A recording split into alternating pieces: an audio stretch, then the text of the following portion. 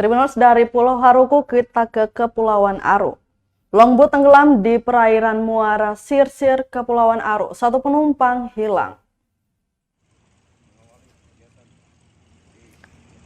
Longboat berpenumpang 6 orang dilaporkan tenggelam di perairan Kepulauan Aru Senin 21 Februari 2022 pagi. Menurut Basarnas Ambon, 5 orang diantaranya ditemukan selamat dan korban lainnya hingga kini belum ditemukan. Diketahui longboat nahas tersebut bertolak dari desa Kobamar menuju Dobo, Kabupaten Kepulauan Aru.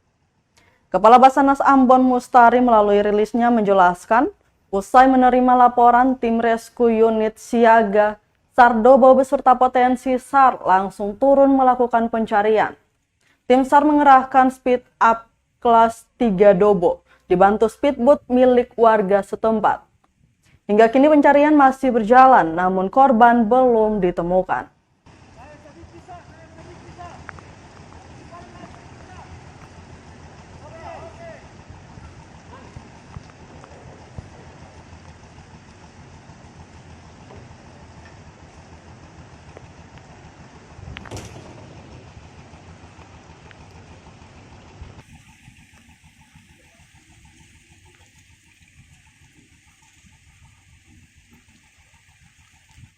Terima kasih sudah nonton. Jangan lupa like, subscribe, dan share ya.